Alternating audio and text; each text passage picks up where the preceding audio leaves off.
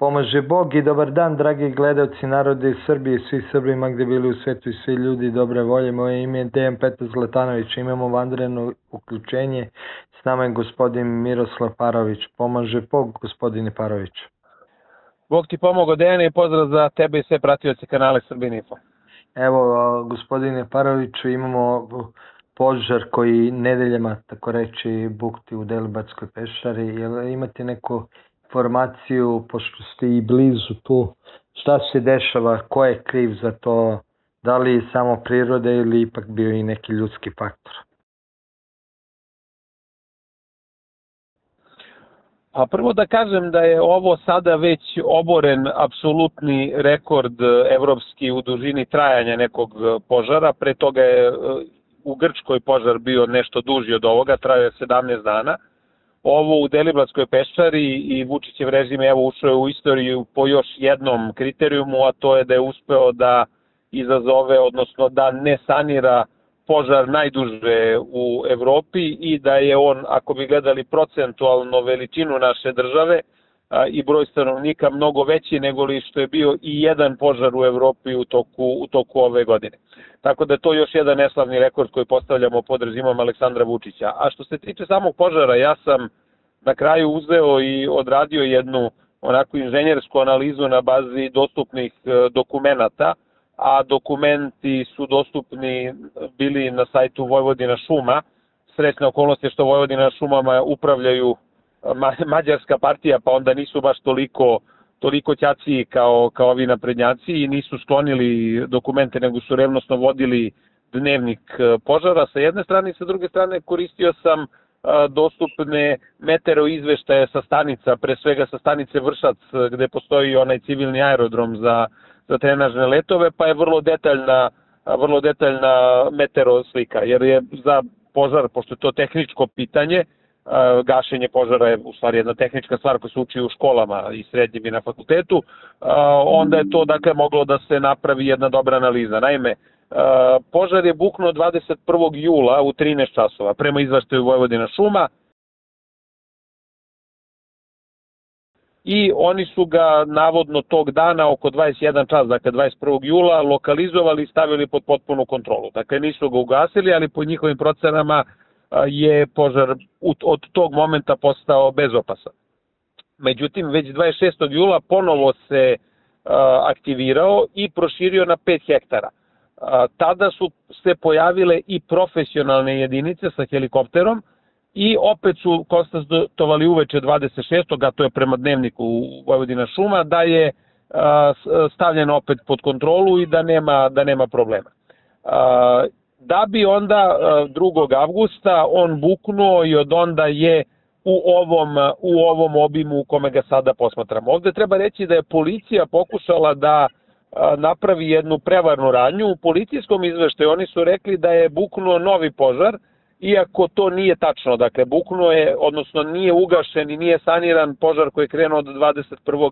jula. E sad, druga bitna stvar u svemu jesu ti meteo izveštaji. Meteo izveštaji su takvi da je u periodu od 20. pa sve negde do 28. jula, intenzivno u periodu od 20. pa do 25. je bila niža temperatura, dakle ispod 30 stepeni je bio svaki dan i bilo je kišno vreme. 20. je bila velika kiša, 22. 23. i 24. su bili česti pljuskovi u tom regionu. I upravo je taj period bio ključan i u tom periodu je požar morao biti ugašen jer se znalo po svim meteo izveštajima da sledi toplotni talas i da sledi ovo što nam je usledilo u avgustu mesecu, evo već koliko 20 i nešto dana sa temperaturama blizu 40 bez padavina i da u tom periodu ako požar ne bude potpuno ugašen da će onda eskalirati i postati stihijski što se i desilo. Međutim, u tom periodu požar nije ugašen, a konstatovano je da više nema opasnosti od daljeg širenja i tu dolazimo do ključne stvari. Izvinite, ko je konstatovao to? Konstatovale su nadležne službe, znači Uprava za vanredne situacije. Ali zašto je to konstatovala? Zato što je lično Aleksandar Vučić tražio da se jedna jedinica najprofesionalnijih vatrogasaca od 40 ljudi, zajedno sa 16 vozila i jednim helikopterom 28. jula uputi u Španiju. I tu je ključna stvar, dakle, oni su konstatovali to na pritisak Aleksandra Vučića, dakle, lično njega, njegovog kabineta, kao što je na pritisak kabineta Aleksandra Vučića otvorena železnička stanica. To je isti model, dakle, vi naterate ljude da prihvate da su stvari pod kontrolom, iako nisu bile, iako su i oni bili svesni da požar nije do kraja ugašen, međutim pod političkim pritiskom, ponoviću, Aleksandra Vučića, koji je hteo da se slika, koji je hteo da se pred Evropom prikaže kako Srbija pobeđuje, kako tu nema nikakvih problema, kako mi pomažemo toj slaboj Evropi koja to ne može da ugasi požare. Sjećate se, tad je vođena kampanja, na Informeru su se ismevali Hrvatskoj, Francuskoj, Španiji, kako svi gore, a eto mi smo bezbedni pod Vučićem, i zato je poslat kontingent vatrogasaca. 40 najobučenijih, 16 vozila i jedan helikopter su 28. jula poslati u Španiju. Pripremani su od tog 26. kada je donešena odluka da je požar u Deliblatskoj peščari ugašen i da mogu da se rasporede ovi vatrogasci na pomoć u Španiju. Ti vatrogasci su bili u Španiji sve do 6. avgusta, kada ih je Vučić svečano primio ispred Palate Srbija. Održao govor kako je to Srbija svima pomaže, kako Srbija nema nikakvih problema, kako je Srbija bezbedna, kako je Srbija najbolja, a u tom trenutku je vatra u Deliblatskoj peščari već buknula punim intenzitetom ovim koji i danas gledamo. Dakle, dok je on držao taj govor, Deliblatska peščara je uveliko već gorela u stihijskom požaru, dakle nekontrolisanom požaru. E sad, zašto je Vučić to radio? To isto treba imati na umu.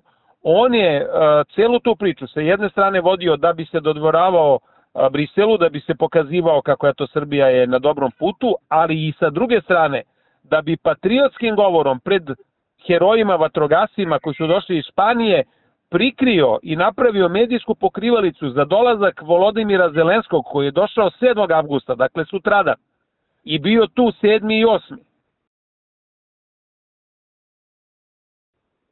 Tada je požar još dodatno se rasplamsao, ali on tada nije hteo da aktivira traženje pomoći. Kad kažem on, mislim na Aleksandra Vučića, traženje međunarodne pomoći, zato što mu je bilo nezgodno da mu dođu iz Evropske unije, jer bi bilo, evo, Volodimir Zelenski u Beogradu, a NATO avioni nam gase požar, a istovremeno nije mogao da pozove Ruse jer je Volodimir Zelenski u Srbiji. I njemu je zbog političkog razloga požar došao da je izgorelo polovina Deliblatske peščare.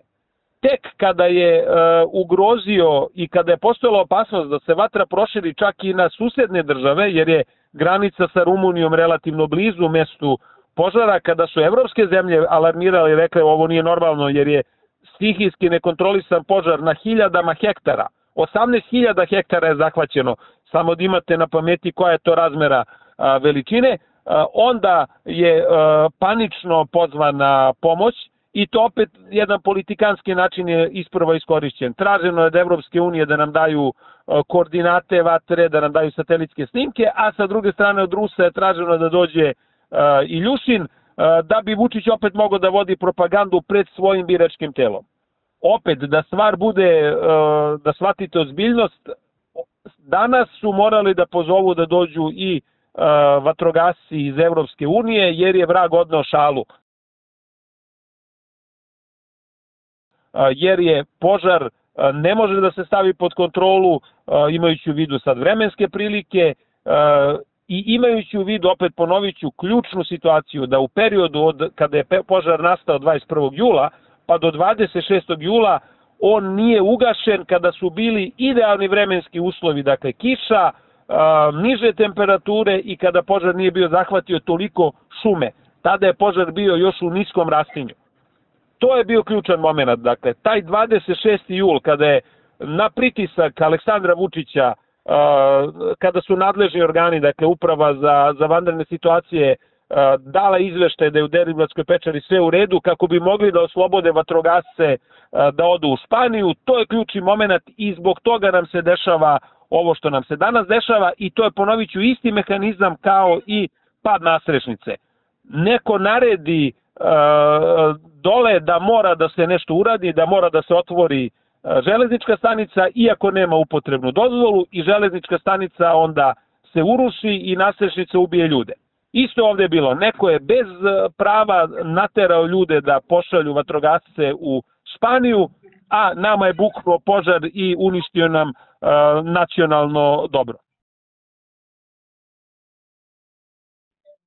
To vam je taj mehanizam i krivac je naravno Aleksandar Vučić, koji je, da bi se slikao, ovo naredio, i zato on sada, dok gori Deliblatska peščara, on vodi kampanju dijametralno suprotno. On je sada u Vranju, on je 100 dalje od mesta gde su problemi i čeka da požar bude ugašen, da proglasi pobedu.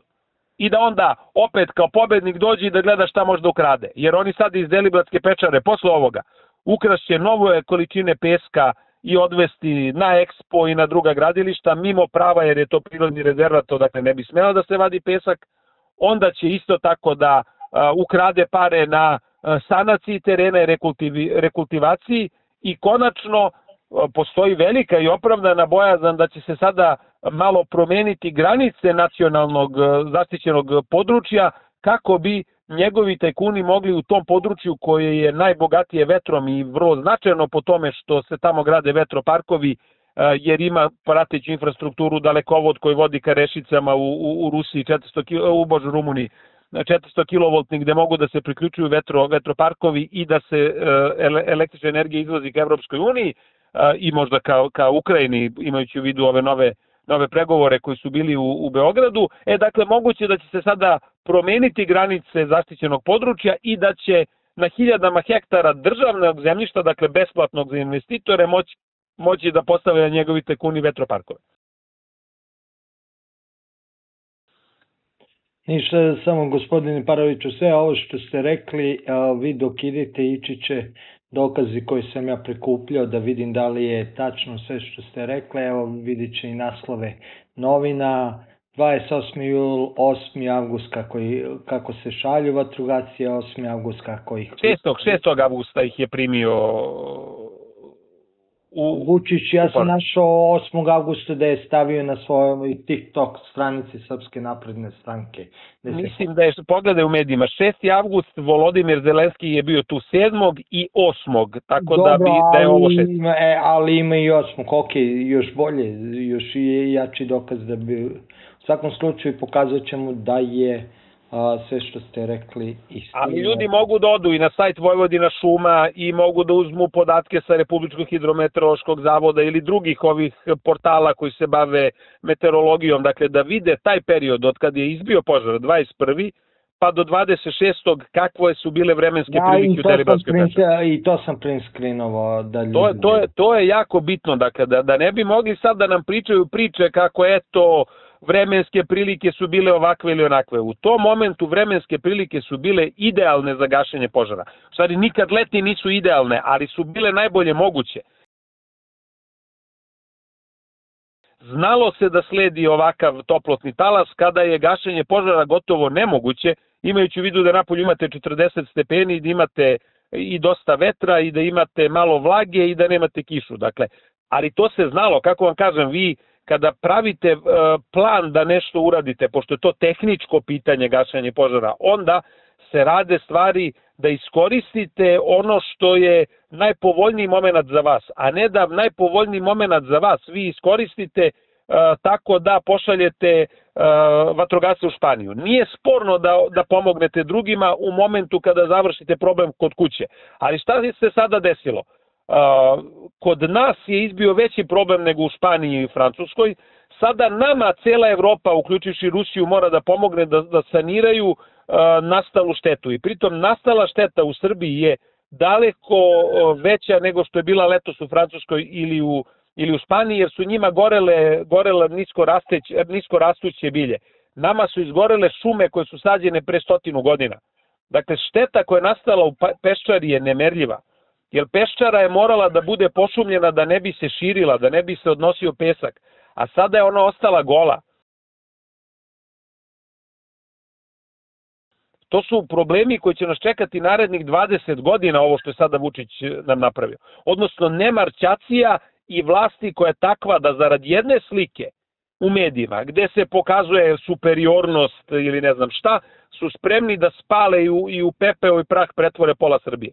To je logika kojom oni vladaju. To ljudi, ja pokušavam to da shvate, a opet pozivam se na apsolutne argumente institucija koje kontroliše vlast. Mislim, ovde sam sve vreme navodio i šta je rekla Vojvodine šume i šta je rekla za vanredne situacije, uprava za vanredne situacije i šta su rekla Hidrometeorološki zavod. Dakle, hoću da kažem da bi činjenice trebale da budu neoborive i bez obzira šta će sad botovi da kažu, jer vidim šta meni pišu po mrežama, ali ovo su činjenice. Dakle, od činjenica se ne može pobeći, sem u Vučićevoj Srbiji u kojem oni mogu da proglase da je ne znam, zemlja ravna ploča ili već šta god mogu da proglase. Ništa, hvala vam još jedan. Hvala vam na prilici. Pomože Bog, braćo i sestre, svi Srbi magde bili u svetu i svi ljudi dobre volje. Vi se nalazite na kanalima Srbin Info i Centar. Ovom prilikom želim da vas informišem da je YouTube omogućio pretplatu na našim kanalima. Time ostvarujete neke od pogodnosti. Također, ako želite da pomognete rad naše redakcije, možete uplatiti donacije preko platforme Patreon ili direktno na naš devizni ili dinarski račun firme. Instrukcije za plaćanje možete naći u opisu svakog našeg videa.